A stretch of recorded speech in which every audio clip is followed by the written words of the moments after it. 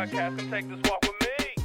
Welcome back to the Three Parallels podcast with your host, the brother Dr. Jason Branch, where we rediscover who we were, embrace who we are, and make room for who we're trying to become. If that is you, you're in the right place at the right time because today, family, I'm bringing family. I'm bringing somebody who's been connected to me for about 2 years. We've been connected for about 2 years, and we've been in the same room twice. if that, in 2 years. But it's love, it's energy. It's my sister from another mister, and I got to tell y'all the story of how we met. So, coming to you live from Battlecat Studios. Where's Battlecat Studios? I'm glad you asked. We inside Gator University because that's where we connected mentally, emotionally, spiritually. Because I was doing a webinar through NBCC. Shout out to the fellows. What up, y'all? And I was doing my thing, just minding my business, doing my presentation. And this person would speak up a few times, like, hey, wait a minute, Dr. Brand, wait a minute. What's this? What's that? Wait, oh, you said what? It was just a lot of these moments of I was throwing honey buns and she was catching them, but was surprised by what she was catching. And she didn't mind, like, yo, let's talk about it. You here, you say you him. Let's talk. So in the webinar, it was like we had, now mind you, this webinar was packed, but it's like we had a sidebar conversation in front of everybody. It was just us talking.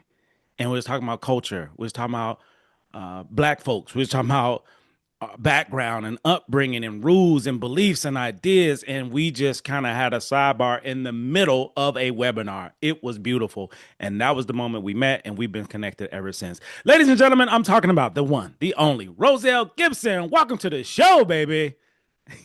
Thank you for having me. I'm so excited. And I'm going to tell my story I of want how to. we met. Yes, let's go. All right. So, in fellowship, we have all these webinars, and I was just like, oh, I'm just going to listen and just kind of do my thing. And when you were talking, it just started resonating with me because I had so many moving pieces in my life, and I had these ideas and beliefs that it was supposed to be a certain way. There was no like create your own destiny. It was supposed to be if you do X, Y, and Z, it was supposed to be this way. And you kept challenging me. And I was just like, who is he?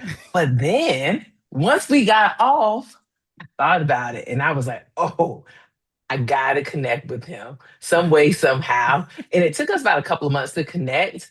But ever since then, let me tell you, life has been a journey that I just enjoy riding on, and everybody sees the ride and they want to taste. They want to, like, how did you get there? And I'm always talking about, like, Dr. Branch, like, he challenged me, and I need a person that challenged me, but you challenged me and it made sense, but you did it in a way that wasn't non-conforming. It was like, who do you want to be? And that was a great question.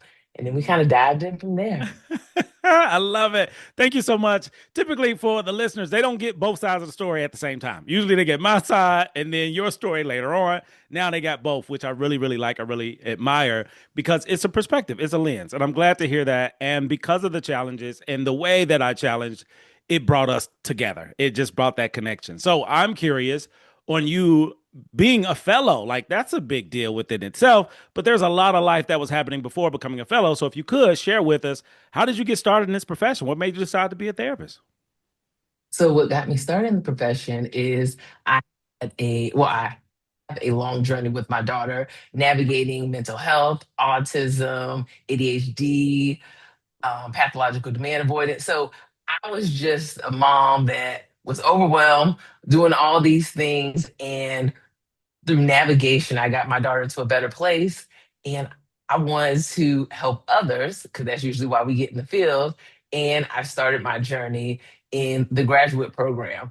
And ever since then, one thing they don't tell you about the graduate program, yes, it's very expensive. Yes, it is. But what you put into it, you get out tenfold. I have grown so much as a parent, as a friend, as an advocate that yes, it's a lot, but my everybody has benefited from my growth in this journey because along the way I challenged it. I'm like, well, why does things have to be this way? Well, let's look at things differently. So that is my start of my why and where I'm at. Wow. Wow. Thank you. We starting off in the basement. This already speaks volumes to who you are, our relationship, because this is what we'll talk about. Anyway, we're just inviting people in. And I'm thankful for you sharing your journey, sharing your experience. And I know you are phenomenal at this profession. It's kind of hard to be phenomenal without the work that you've done. And it started with the work that you've done for your daughter. So it went from her to you to let me help other people. That's huge. That's huge. And a lot of people don't do that. It's like, I'm going to take care of me and mine and we good. You like, nah, I'm going to take care of me, mine, and everybody named mama. Who wants some? Come get some. So I'm But I curious. also had a lot of people that helped me along the journey. So that's why, too. Let me add that part. I love it. It takes a village. It takes a village. So I'm curious with this trajectory because you knew exactly where you were going. You knew exactly what it took to get there. You had tunnel vision, and then I feel as though I disrupted that. So I'm curious to know what was life like before with this timeline or idea, and now what is life like now, figuring out what works best for you and what doesn't. Oh, you said a lot.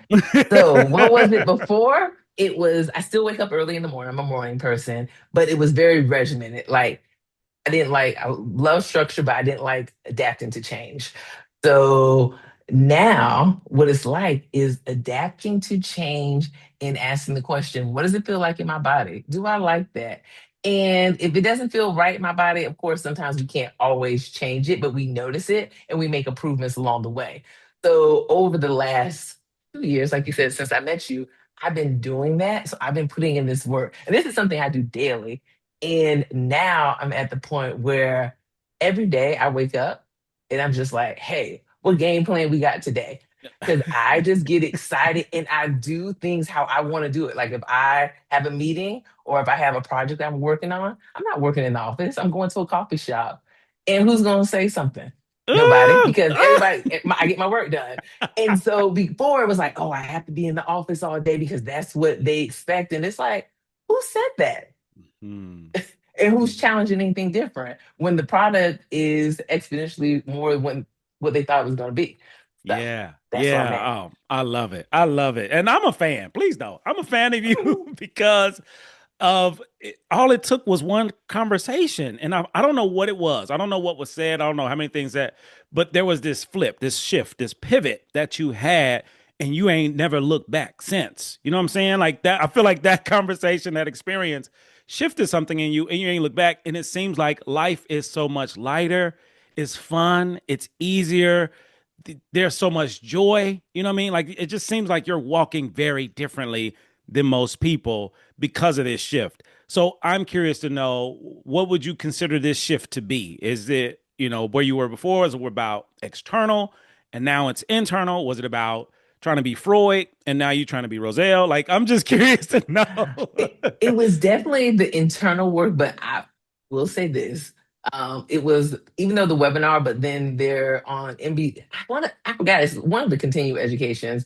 I listened to the Gator versus Salamander. I probably listened to it like 20 times. With being neurodivergent, we come in and out, you know? So after 20 times, I was like, okay, I got it. Because what happens is you hear something like, ooh, and then I kind of run with it and I think about it. Then you probably have some other, what do you say, honey buns? And Oh I missed yeah. the other honey buns. So I would come back. And so I focus so much on myself internally. I'm not really a person that likes to work external. Those things will work itself out because if you work on yourself internally, it'll show up for everybody else. And that was like something I did for my daughter, but I didn't do it for myself. And I saw Mm. how much it worked for her when I put so much focus in putting her in a new school. I had to fight tooth and nail for because she wasn't a good fit for this school. But I told them, I said, if you just give me a year or two, this environment will change her. And it did. And what happened was I didn't take my own advice. After a while, me working internally for myself, the environment changed. Like it helped me because I became the environment. Wow. Ooh, that's a word. Ooh, that's a word. Hey, y'all. If you ain't got your journal, now's the time to get one because Roselle in here hitting y'all upside the head with a honey bun. Okay. Sometimes you have to be the change that you want to see, and that speaks volumes to who you are and where you are. I want to talk about something you brought up because a lot of the listeners may not be aware, may not have been exposed. Even though I talk about my spiciness and Spicy J being in the building, you mentioned neurodivergence. What does that mean? What does that look like? How have you been able to navigate that world? So I wasn't aware that I was neurodivergent until 2018, when I was talking to my doctor, and I was just like, I'm just overwhelmed because I had this, this, and this, and most people would have crumbled with what I had going on, and they were like, "Oh, Roselle, you know." maybe you need some medication. I was like, I don't need any medication. I'm good. So she was like, well, maybe it might. She never said exactly, but then she was like, why don't you go to a doctor to discuss like ADHD? And I was like, what, like, I'm not running around. I was like, my room is clean, I'm organized, this and this. But I was like, you know what? Take a chance. It took Mhm. about 6 months. So back then, took a longer to get a diagnosis. And when I went to get my diagnosis, I did not enjoy the experience because the doctor was very like demeaning, thinking I was just coming to get medication. And I just wanted to get understanding.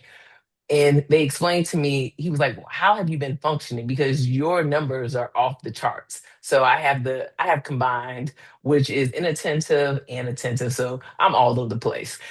And once I kind of got an understanding of it, you thought I would listen? No, I was just like, this man don't know what he's talking about. He trying to medicate me.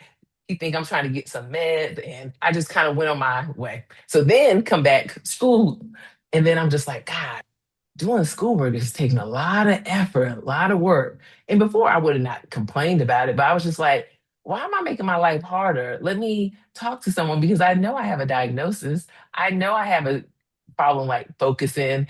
And that point, that's when I started taking it more seriously. And since then, I've been more accepting of who I am instead of trying to become who I'm not and fit Woo. into a box.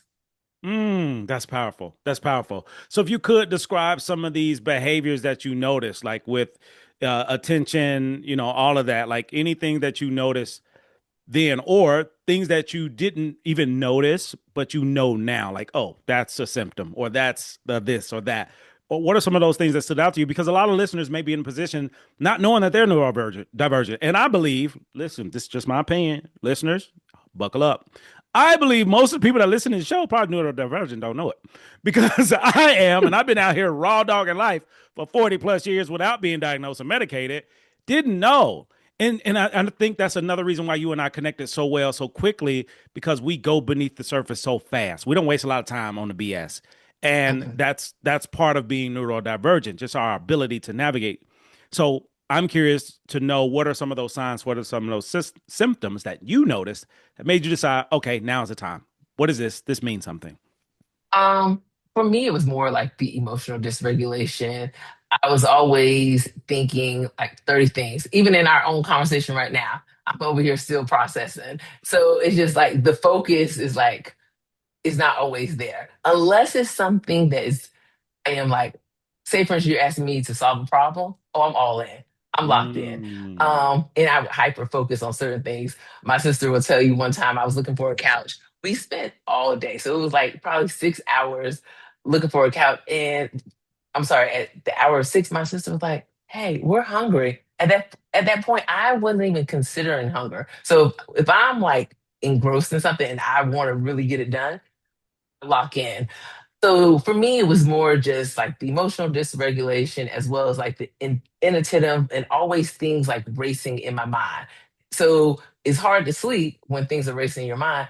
And it's definitely harder to sleep when you have a lot of problems that need to be solved as a parent and just as an individual. So that was the point where I was like, okay, I got to lean on something a little bit different because yoga ain't doing it, praying ain't doing it. I need a little bit more. I need a little bit more. Thank you so much. Thank you so much. I feel seen. Okay. I feel seen. I feel Rose, I promise. I promise we probably related. I swear. I swear. Because it's so honest, it's so real. And I don't know too many environments, especially with us as Black folks, that can talk about this and be honest and transparent about it. No shame, no guilt, no judgment, because we don't need it. So why offer it to ourselves? And to me, like what you're talking about is blessing us, okay? Because it's blessing me. And I feel as though there's so many people that are still struggling because we have been trying to live life as a neurotypical person, human, and that's not the case. That's not true. So everything that you're sharing, I deal with the same thing. And also, I got to give some love here. What you were saying about searching for this couch for 6 hours and not eating because food is the last thing that you're worried about reminds me of Beyonce. So for those who don't know, and I hope y'all are part of the Beehive that can share, Beyonce probably need to get tested. But Beyonce had this ability to practice and rehearse and do so much and forget to eat or don't eat. And to me, that could be neurodivergence, but nobody's talking about it. But imagine if she did. Imagine if she got diagnosed. Imagine if she started finding medication management or just finding different ways to manage and talked about it publicly. That would change the culture because the Beehive changed the culture. I just want to talk about us, spicy and I all. agree. I agree. So with that, and I really appreciate you being honest in your journey. I'm curious, how have you been able to do it? I'm curious. I got the same question your doctor had. Because being a mom, having a career, then deciding to go to school, and you navigating family and life and friends, and you still here. Like you still here, smiling, laughing, helping. Mhm. Roselle, how the hell do you keep showing up for yourself and others with all the things you do? You sound like my friends in my community. I only do things that I love doing. I do not allow, say, for instance, there's an event for 2 hours. Everyone knows I'm only staying at the event for 30 minutes, but that 30 minutes, oh, I'm gonna rock the event. I'm gonna know everybody in the event, but I'm leaving. So I figured out how to create a space that works for me. If I had to sit in the event for 2 hours, I'm gonna be miserable. And I used to do that and I was miserable. So I don't do that anymore. I went to a conference like a month ago and I went to a couple of the um, sessions, which and they were great. But then, you know what? Me and my daughter, we went, had lunch, enjoyed the city for a couple hours. Then I came back. Like I'm just figuring out what works for me because it's not an all or nothing. It's like how can I live this life and make it the best I can while I can? Now, don't get me wrong, it's not always perfect, but it's a work in progress. But most of the time, I'm leaning towards I'm creating the life I want instead of just living like, oh, this is just life. I'm surviving. I tell Mm. people I don't do survival skills anymore. That was a Ooh, coping skill that I learned when I was a kid, and yeah. that's I'm no longer doing it. We ain't Ooh, surviving. We over here trying to thrive ooh, talk that shit. Talk it. all Talk day it. long, all day long. So now we finna go real deep because this connects to culture. This connects to Mhm. family. This connects to background, generation, ancestry, the whole nine. Because this was one of those things that was brought up during the webinar where it struck a chord because we've been taught and told and trained to be a certain way. And the things that we talked about was like, no, we actually don't have to. So I'm curious to know your perspective about the culture and things that we've been taught and told that you live by until you decided that doesn't work for me anymore. Because for many of us, what we were taught and told, how we were raised, dictates how we choose to live our life. And you threw that out the window. So, what are some of those things and how did you overcome them? So I'll start with my mom died very early. She was a hardworking woman. She did everything for everybody except herself. She had this belief of giving to others.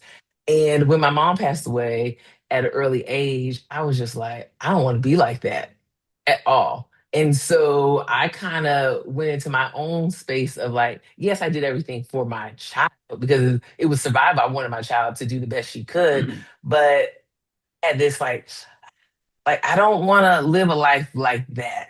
So with not wanting to live a life like that, I had to figure out how to change it. Now it took like 15 years to figure that out, but I figured it out along the way.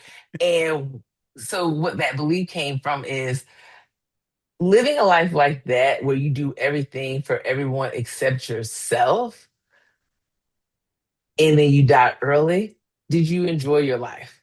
Mm, And for the most part, I can't say my mom enjoyed her life. Was she happy all the time? Was she smiling? This my mom, right, who you're looking at right now, is my mom. The same energy, mm. but then at the same time, she just had a lot of other things going on and wasn't taking care of herself in the best way. And my goal in life is not to do things the same way she did things. So that is a driving factor for me. Hopefully, I answered your question. You did. You did above and beyond because that's who you are. That's what you do.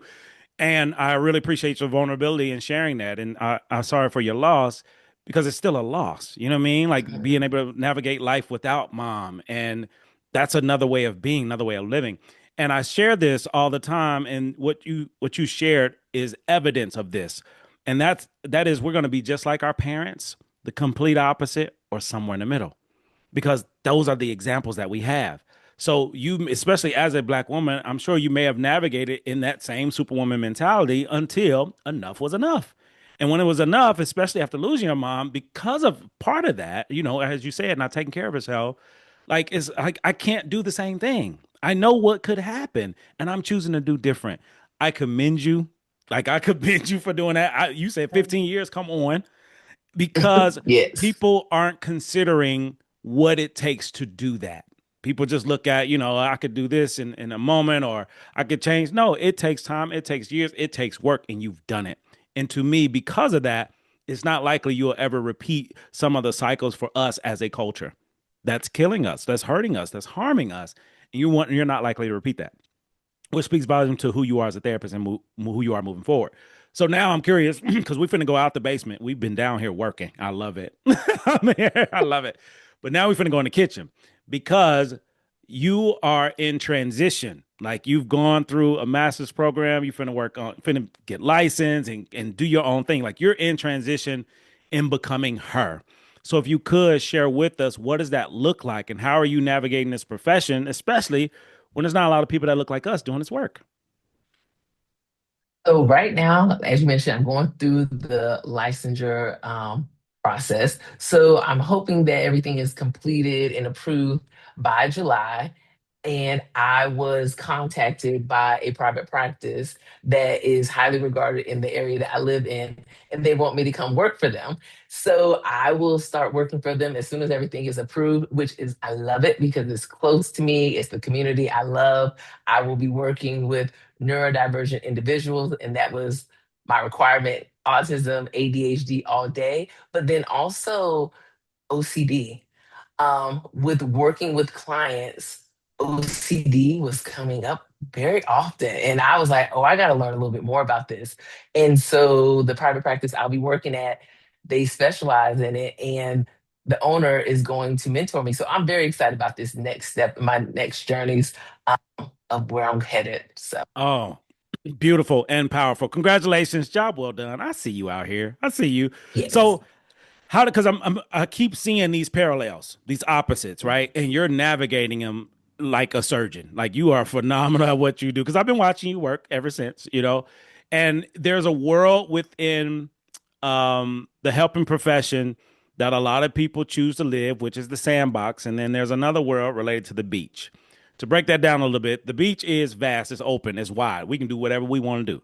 And sometimes someone, usually a white dude, decides to put a sandbox in the beach to create boundary systems that keeps us boxed in. And you've decided to play in the sandbox but live on the beach. How have you been able to make a transition of, yeah, I could do therapy this way, but no, I'm going to choose to do it my way. Tell us about that transition. So I do want to give praise to you at this moment because you definitely made me consider those things. And with playing, fitting in the parameters of the sandbox, but also having like that beach living that I prefer, I am. I will be working at the private practice, but I'm also going to be working for the city because I've been working for the city. So allowing me to still do a lot of different things because I enjoy it. Like I tell people, I don't do anything I don't enjoy. So I still enjoy it, but being upfront. So now I know I'm learning my boundaries, but I really know my boundaries and my expectations, and I'm not afraid to communicate it.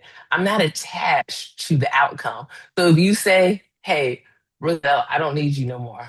Okay. Or if I tell you, I don't want to work here no more. Okay. I'm not just so like, okay, I gotta work, I gotta make this money, I gotta do this and that. I'm just like, no, I'm the motherfucking shit. Look, sorry Let's to cuss word. go. Let's Like I know go. I'm the shit, and I will get other things because I allowed myself to be engrossed in the community, but I network my ass off. So Hmm. therefore, people are like, "Hey, Rose, I got this opportunity," and I'm just like, "Hey, I can't do everything." So I just made myself so I can't even find the word. I made myself a person that I don't have to go without. I don't have to Mm. go hungry if I don't want to. Yes. So when you say like the sandbox, I mean the beach, I was like, let me create this beach living. And you know what I started doing? I do it little things at a time. I just like, hey, is it okay if I do this? And they're like, yeah, Rosa, that's fine. And then you do a little bit more, do a little bit more. Mm. Now I tell people at the end of the day, make sure if you're gonna talk that shit, you better prove it. So therefore, you got to make sure your work is done and it's exceptional. There's no question that your work is not exceptional. Everybody needs to Mm. make sure of that. You can't talk that shit and your work is shit. That Ooh. that don't add up. So that is how I'm able to do my beach living. Because what do you tell me? I got to be consistent. I got to be curious. I got to celebrate. And I do all those things. Bump that perfectionism. I'm going to shoot it out. And if it gets called back, oh, okay, okay. That's like my bad. Let me fix it. Because some things need to be fixed, and that's okay. Yes, yes. Woo, you are a walking testimony, okay? Just know that you are Mhm. giving so much life to me and to the listeners because you found your way out. You found your way Mhm. out. And what I mean by that is the black and white thinking, perfectionism, overthinking. You could have done that. You could have stayed in that place in space, but you're like, no, I'm not.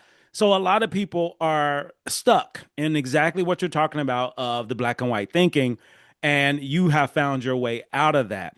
I'm curious to know, what does it take or what did it take for you to begin navigating life on your own terms versus following what you could have easily did with this black and white thinking in the profession? Choosing myself. So a Mm. couple of years ago, because I put so much effort into my daughter, I didn't have enough to give myself. And I explained to her, I was like, you know what? I'm done. I've done so much for you. And you're at the point where you don't want to make the changes that need to be changed to keep you in the environment that you say you love. So what I'm going to do is I'll support you in the best way I can, but you're not my main focus. I got to focus on me. So I focus on myself. And when that happened, it was slow changing. But then I started doing things I enjoyed, traveling, going out with my friends, doing because before I was just too tired, or I'm like, I can't go because I got to do things for my daughter. And so once I started choosing me, things started working out. And that's another thing I do with clients. And that's one thing I told my supervisor. Over time, I noticed that clients continuously talked about others. They talked about their loved ones. They talked about work, but they wasn't talking about themselves. And I was just like, so my supervisor, I was like, hey, I want to start focusing on like the actual client. So over time, the clients actually bought in. And when they started focusing on themselves, let me tell you, over like a 15-week period, they didn't even recognize themselves Wow. because they started changing so much and they were choosing themselves. So like when they were challenged like to do something, they were like, I gotta choose me. And it's not choosing you is not harming the other person because at the end of the day, if you're a good person, you're still gonna look out for the best interest for them too, but you're gonna look out for yourself better. And once I started doing that, it worked out. And when my clients started doing that, anxiety decreased, depression decreased. They were living life. They were smiling. It wasn't like, it was just energy. And I was just so proud of them. But it proved my point because I did it for myself and I did it for others and it worked. So choose yourself. Mm. Ooh, choose yourself. Write it down, family. Write it down. Choose yourself. I'm an advocate, all caps, okay? Choose yourself, which again speaks to our upbringing, our background, our culture. We're not choosing ourselves because Mhm. there could be a negative connotation to doing that. So how can someone combat these beliefs around, if I take care of me or practice self care, that's selfish, and I don't want to be perceived as selfish, so therefore I don't take care of myself. So how how would you help? How would you help somebody who struggles with taking care of themselves, with struggles with putting themselves first, like especially as a black woman? How can you assist someone in considering taking care of themselves? I say it's a continuous process. So sometimes we look for perfection. It's like, oh, I got to take care of myself. It's all or nothing. It's a continuous process where you have to kind of lean into what's more comfortable for you over time. It's asking the questions, what are your values? What do you want life to look like for you yourself? We'll say in a month, 5 years, 10 years. And whatever it is, you're slowly choosing yourself over time. And when you slowly choose yourself over time, people are going to start choosing you over time too, because you're giving yourself the love that you need. So, you know what? Usually they're going to fall in line as well. Some people, we can't say all. Come on, facts. There's always Come on, outliers. There's always come on, outliers. come on, big facts. I love it. I'm here for it. Please know, Roselle, this is your life. This is what you do normally. Like you just spread joy, spread love, spread good energy. This is not the norm. Okay? Just know that. This is not the norm. I want you to have your flowers because you are a gem. You are a jewel. You will light up any room, any phone call, any Zoom. Because going back to when we first met, that's what the energy I got from when we first met. We on a webinar, all these people on the call. It didn't matter. You like, hold on, question, Dr. Brand, excuse me. Time out. Now you have said this is who you are, and it's contagious. It's contagious. So, Roselle, from the bottom of my heart, keep being you. Keep giving you. Keep giving out this good energy, these good vibes, because it's contagious, and you have a way of helping people see themselves differently because you see yourself fully. You know exactly who you are and who you are not, and you're constantly constantly developing her. You're still trying to become her. Like it's a constant thing. And in the middle of that, helping people on their way and on their journey as well. I'm proud. I'm impressed. I'm just thankful we've been able to connect. So let's get back into the kitchen because we finna cook. All right. And I got some people want to learn more because you've already been shut this thing down. We only 30 minutes in, it's shut down. Okay. But I gotta open it back up because I'm curious to know about you related to life. You've lived a phenomenal life. You've lived several lives and you've come across a lot of different types of people. I'm curious to know what have you learned about people and what have you learned about yourself over these years? What I've learned about people, and hopefully I say it correctly, people want to know, people want to be heard, people want to know that they matter and that you value them. Like that is so important for people. And therefore, I always tell my clients be present, be curious, be you. Mm-hmm. Because if you're present, you're focused in the moment, just as I'm here with you, I'm in the moment. I'm being curious about the conversation, not saying, did I get this right? Did I get this wrong? And then I'm being myself. It, after a while, it's going to build up. And it's going to, so that's what I've learned. Love it. Love it. Love it. So, what's a word, phrase, memory, or moment that has stuck with you personally or professionally? Mm. So right now I'm on this Trevor Noah. People have probably been hooked to him a long time, but I just finally figured it out. But he was talking about the art of living. And so that is like my thing that I'm stuck on right now, like the art of living. So after I jump off this podcast with you, I'm going to do some things with my dad, and we're just like going to live and enjoy. Do we know exactly what we're going to do? No, we're just going to be curious. And before, I would have been like, oh, I have to have this done a certain way. And because I tell people, I know how to be successful. My parents were successful. I know that. But the art of like living and then enjoying each moment, that's something I have to continuously learn how to do. And that's look, hopefully I answered that question too. But that's my word of like the art of living, the words. Because a lot of people don't know how to live anymore. These are facts. These are facts. Whew, you are dropping gems, okay? You came, I thought you came here to teach. You came here to preach, all right? So the people want to know an interesting fact about you. What's something random about you? Most people wouldn't know or wouldn't guess. I considered this, but I don't something random about me. I don't have that. Um, because I'm like an open book. I'm not one of those people that like, oh, I don't say much about me. Look, if I'm vibing with you, I'm gonna tell the story. I'm gonna tell it all. My brother used to be like, and did it and did it. So I don't have a random fact. But one thing I just enjoy like yoga, being outside. I love outdoors. I love meeting new people. I just enjoy like the experience. As I'm driving, I just enjoy the drive. I'm looking at the trees, I'm looking at the cars. So random as I just try to enjoy every moment. Love So it. that's my Love it. random fact. I'll take it. I'll take it. What would you say outside of your daughter? Because I'm sure that's a big one. What would you say your proudest moment or accomplishment? Graduating with my degree in mental health counseling because I believed it was something I could not do because bachelor's was difficult for me. I wasn't because I wasn't smart enough. It's just my grades wasn't a result of the work and effort I put in. So me going to graduate school was like, oh, I don't know if I can do that.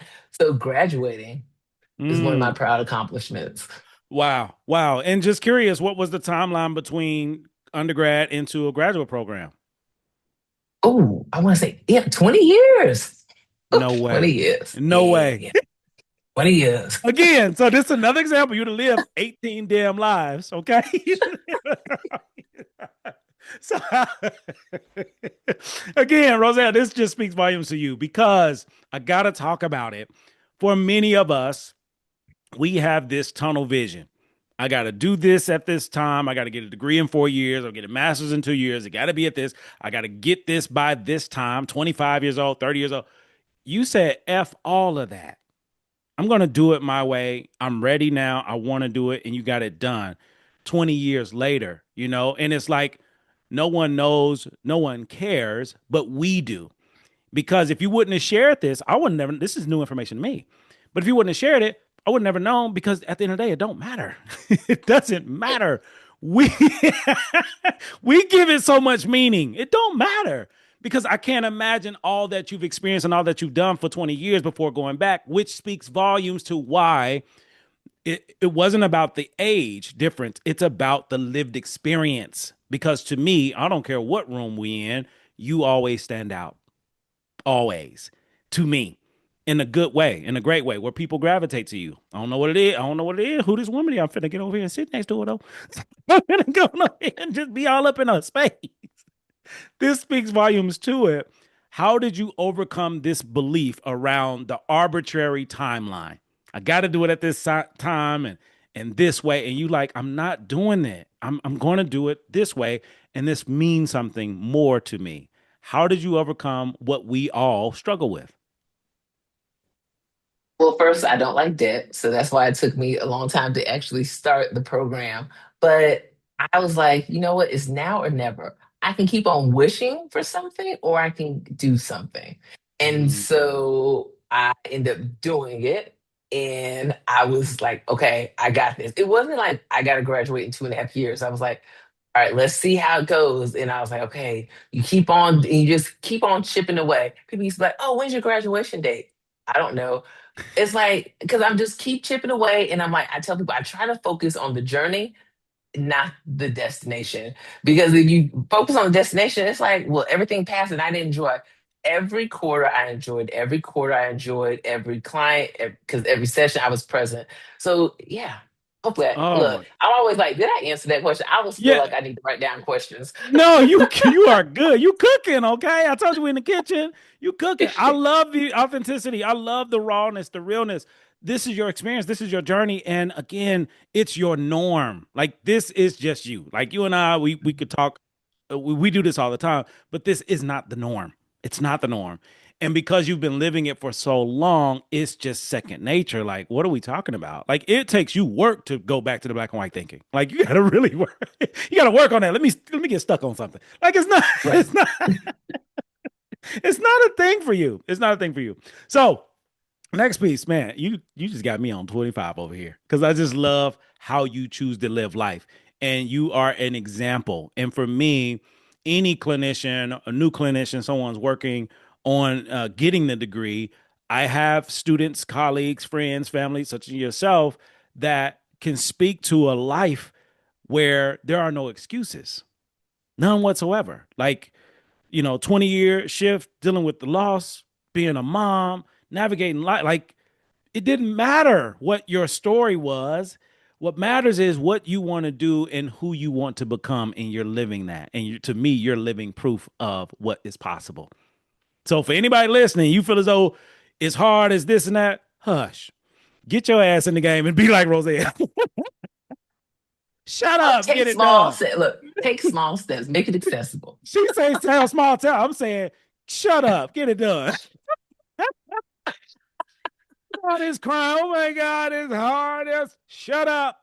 I gotta put the woman's approach on it. You know, you a man's approach. You gotta Hey, be a it's little bit more all day long. coddling. Pick yourself up, get that shit done. Cry to your mama and them. I'm the worst. I'm the worst. Okay, let's keep this party go. Y'all heard Roselle. Roselle said small steps. I'm saying get your ass in the game. Let's go. Before I break my therapeutic foot off in your ass. Next question. We're moving to the ultimate question. This is one of my favorite questions of the show. Is three parallels: who you were, who you are, who becoming. So those three women, old Roselle, current Roselle, future Roselle. How would you describe those three women? Who I was a perfectionist. Who I am is curious. Who I'm becoming is being. Whew. Yeah, like Ooh, where did you come from? Like, who is you? Who is you? Where did this energy, zest, joy of life and living and being, where did this come from? I try to tell you all the time. Like I had the energy, but you kind of expedited it because it's just like you were living a life that I was like, okay, I can rock with this. And so I just kept on being curious over time. Oh, but I will give a shout out. I do have a therapist. I love therapy. Ooh, let's go. We on the back porch now. We got a little lemonade, a little Yeah, yeah, sweet yeah. tea. Come Yeah. on, So let's how talk I about it. so even though I've only had her for maybe like a month, so but this therapist is like challenging me. And I need that. I need a person that's gonna like unmask me, challenge me, talk that shit. And I'm just like, yeah. So I'm over here thinking like, and what it allows me to do is still being that being of curious, but then the goal of just being where I'm not always so curious, always so questioning. Can I do this? Can I do that? And it's just like, Roselle, you've done all the work. Just be and enjoy everything that you worked so hard for. Ooh, big shout out to your therapist. You want to shout your therapist out? You're allowed to do that here if you want to. Yes, Dr. Kate Connolly. Hey, Kay, what up, boo boo? Woohoo! You shout out your therapist. I'm gonna shout out mine. Big shout out to Dr. Ho. What up, Ho? So that's my real therapist. I'm dead serious. That's my real therapist. So I love the fact that we are two black folks, black man, black woman, talking about therapy, laughing and joking about therapists, shouting out our therapists, talking about the work and how hard it is. We ain't around here kikiing and having a good time with our therapists. It is hard work. And I appreciate you Mhm. sharing it because we don't. We don't. Even as helping professionals, there are several helping professionals who don't get professional help because we don't have to. We don't have to. But to me, what makes us stand out as great clinicians are the great clinicians are the ones who's willing to do the work on themselves to help other people as well. So, you know, I'm really proud, I'm really impressed, and I'm appreciative of you sharing this because for those listening, again, it eliminates a lot of excuses. It eliminates a lot of BS, eliminates a lot of what if and should have this and that. It eliminates it because we're doing it. We're doing it. And this episode alone speaks volumes to the results of the work that we've done. So hats off to you. Absolutely. Bravo. Bravo. Bravo. For those who ain't going, for those who are not in therapy, get your ass in therapy. This is your Saturday morning special. Okay. I'm gonna make it real simple. Go to therapy. If you've never Yes. considered it, now is the time to consider it because you have two helping professionals that are great at who we are and what we do. And we go to therapy. What is your excuse? I'm gonna leave you with that. So next piece, we finna wrap this thing up before we get out of here. Life work. On this show, we don't do homework. We do life work. Homework, take it home, do it, never remember it again. On this show, we offer life work, which allows somebody to pivot, to change, to shift. And this is me being selfish. I would love for you to speak to black women as a black woman, because I can't do it on my best day. So if you could speak to black women to give them some life work of things that they can possibly do differently, what would you share? Well, that's a great question. Let me ponder on that for a minute. For Black women. So keep pondering and I'm gonna share. Listen, I ain't excluding no other women. You know, all of y'all other women, y'all great. I love y'all too. But right now, I'm talking about black women, and that's not excluding anybody else. But Roselle has a perspective and a lens that I don't have. And that's what I love about this show, being able to bring different perspectives and diverse perspectives to share things that I can't On my best day, I couldn't, but she I could. got it. Let's get it. Alrighty. So, life work, take a moment to consider why are you utilizing survival skills? Where I mean like survival skills, when you overtalk a person, you get angry. Um, this is not fair. There's so many examples I can't come up with at this time, but question it. Was it from your childhood? Is it because someone did you wrong? Even whatever it is, ask yourself, are those survival skills serving you or not serving you? And then from there, work on if they are serving you, are they serving you in a way that they can get you to where you want to go? If not, how can you build better coping skills? Because survival skills are coping skills, better coping skills to get the life that you want. I do recommend, I will say this, get a great therapist that can help you through that because you need someone that's going to push you. Friends, I get it. People want to have their friends, they want to have online, but you need someone that's in your space that is totally focused on you. You don't need a friend that say, "Me too, girl, me too." And then you over here got someone over here like cheering you on, and they cheering you on, and you wrong. You wrong. But then also, I'll say this: all therapists are not great therapists. Come So if on. you feel at any point that what they're giving you is not good, then you need to find a new therapist. Or if you don't feel like you need to find a new therapist, you might need to challenge: are you upset with them because they're saying something that's the truth and you're not ready to handle the truth? So there's so many caveats to it, but just know like we gotta stop surviving because surviving is holding us back from the life that we want, the life that you feel like you deserve. And so that's a lot, but take it in, sit on it, replay it over and over. It might take you 6 months to figure it out, but over time, those 6 months is going to help you exponentially along the way. Thank you. Thank you. I couldn't say that. I can't say that on my best day, okay? Understand. Sidebar. This little head rock. Okay, I need y'all to know something for those who are watching on you. It's the Bob. It's the Bob. It's It's the head bob. Bob. It's head It's the bob. Bob. So me and Roselle started this, okay? I gotta tell you. I gotta tell y'all. I don't know what it is. I don't know when it started, but this is a little head bob, head rock that Roselle and I do that she just support me in it and I support her in it. And whenever there's a moment, we just connect on it. It's nonverbal. If you know, you know. If you don't, you don't. But it's a thing. And now, like anytime I do that, I think about you every time because Roselle will be doing this right with me. I love it. Look, it's a sensory that look sensory regulation that we do Yeah, for come on, a to little calm stimming, a ourselves little down. stimming. A little stimming. This is too good. Listen, you have blessed me. You have blessed me. You have blessed the listeners. I appreciate you so much because of the journey for us to get right here, right now in real time. And I got to highlight this because you also, you didn't share, but I would love for you to share because your story, your lived experience gives people perspective. It gives hope. It gives inspiration that people can do it themselves. Not only, because I got to talk about it, not only do you have a therapist, you also have a coach, an executive performance coach.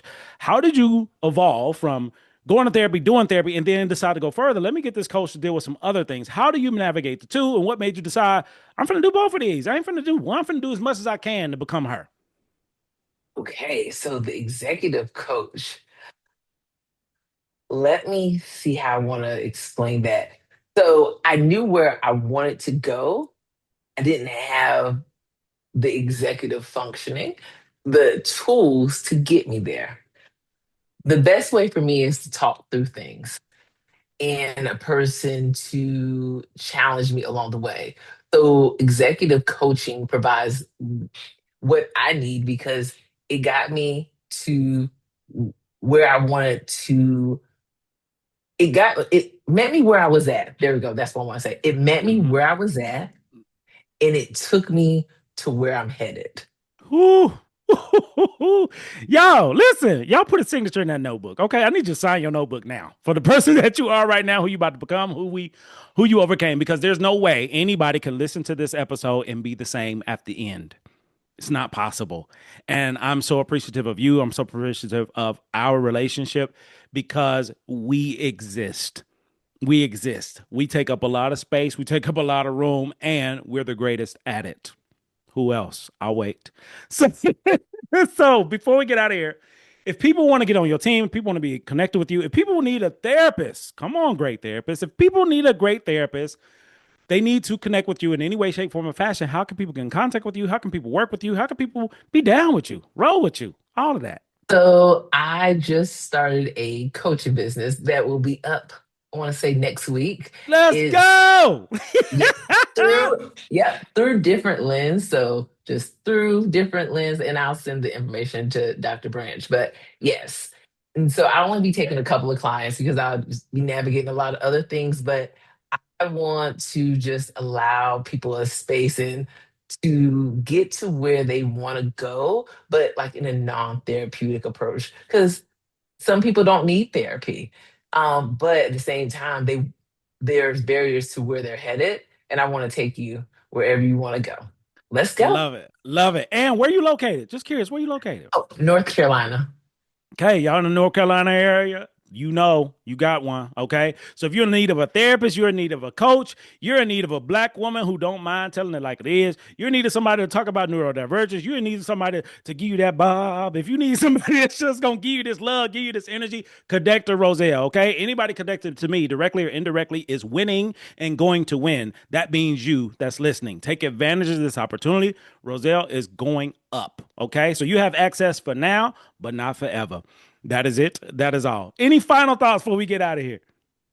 No, I just appreciate you giving me this space because a couple of years ago, I would have never done this. I would have never. Like I didn't like being on video. I didn't like talking like that. But now I'm so comfortable. And I want to say that's acceptance of myself. And you've been a person along the journey that allowed me that space. So thank you. Absolutely. Absolutely. And curious, is this your first podcast appearance? No, it's my second now. Let's go. Okay. Okay. Let's go. For those listening, again, get out the way, y'all. Get out the way. Like, Roselle, you are a living testament of becoming her. And I got to make sure you get you a shirt. Okay. So I am her shirt coming your way exclusively from Gator University Bookstore. I got your shirt coming. All right. So for the listeners, you're going to have to get your shirt on your own because y'all got to do the work in order to become him, her, or them. All caps, no blue hat. Roselle, thank you. Thank you. Thank you. Thank you. Thank you. Thank you. Just for being you, for taking a risk, because the reason we're connected was from that webinar because you took a risk and you reached out. Hey, I'm curious. Teach me. I don't know how you doing it. I don't know where you got this from, but I want some. And you came and got some. And look where you are now. Full circle. Full circle. So I'm happy because, again, there's only three types of therapists. Horrible ones, we ain't got to talk about them. Everybody talking about them. Good ones who just do enough. And then great ones such as yourself. Everything that you shared on this podcast speaks to me volumes of how great you are in this profession, how great you are as a person, how great you are as a woman, as a mother, as a partner, as someone who's doing the work. So I can't thank you enough. Just know there's a bouquet of flowers in that bedroom that you got. The one over there with the guest room, there's a whole bunch of flowers in there. I just got them delivered. Then it's a black Uber car outside because I'm going to kick you off the show. Because you done came in here and you done showed your ass and put us to sleep. So thank you for being you. To the listeners.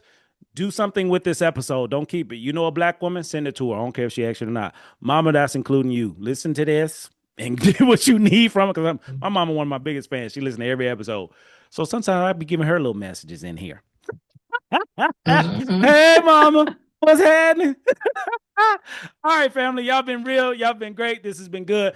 This has been another episode of Three Parallels Podcast with your host, the brother Dr. Jason Branch, where we rediscover who we were, embrace who we are, make room for who we're trying to become. If you're in need of a therapist, of a coach, of some mentorship, or somebody to hit you in the head with a honey bun, you came to the right place. Until next time, peace.